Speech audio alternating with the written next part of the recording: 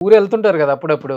ఎలా ఉంటది ఊర్లో చుట్టాలు గాని, ఫ్రెండ్స్ నేను గాని? అసలు 4-5 సినిమాలు చేసినాక ఎవరు అర్థం చేసుకోలేదు. ఆ!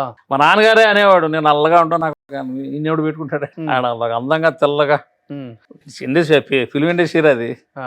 ఈయనెవడు పెట్టుకున్నాడు పక్కన చూస్తే నైట్ గ్యాప్ మొత్తం ఆయన మా నాన్నగారు అంటుండేవాడు. ఆ! ఏమో ఏందా అంటే నేను రాజు మాస్టర్ గారిని చూసేవాడిని, ఈయన కూడా నల్లగానే ఉన్నాడు కదా నేను అట్లా నా పనికి వాళ్ళ మైండ్ అప్పుడు అనుకునేవాడు. అవునవును. ఈయన నన్నే అంటాడేంది, ఈయన కూడా 6 అడుగులు ఇటు, ఈయన కూడా బాగా ఇదిగా ఉన్నాడు కదా. హ్మ్. నేను అట్లా అనుకునేవాడిని, అంటే ఎవరితో అనేవాడిని కాదు, హ్మ్. నా మైండ్లోనే అట్లా అనుకునేవాడు. అదే కంపారిజన్, పోలిక. ఈయన ఇలా ఉన్నాడు, ఈయన ఎట్లా రాణించాడు, ఆ! సరే అంత లెక్క పైన కనీసం కొంతవరకైనా ఎంతవరకైనా ముందు వెళ్దాం హ్మ్. అనే పట్టుదల మీద హ్మ్. అలా అలా వచ్చాను. హ్మ్. చాలా బాధపడుతూనే వచ్చాను. ఓకే. దేవుడు నాకు మంచి లైఫ్ ఇచ్చారు. మంచి వాళ్ళకి ఎప్పుడు మంచి జరుగుతుందన్న. మీరు కల్మషం లేకుండా మాట్లాడుతున్నారు చూసావా? అది చాలా చాలా నచ్చుతుంది.